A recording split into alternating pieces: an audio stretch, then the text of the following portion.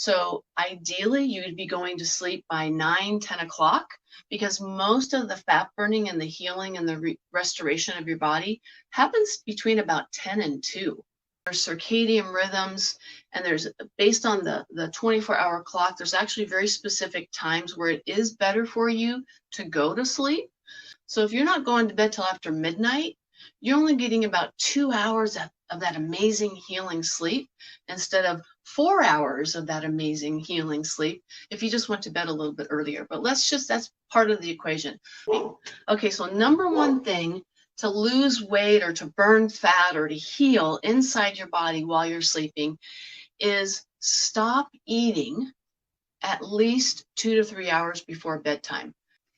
And the reason being is because when you do fall asleep and you enter into that slumber, so that instead of your body spending its energy on digesting food, now while you're sleeping, your body can spend it on restoring energy, repairing the body, and just that really high quality restorative sleep.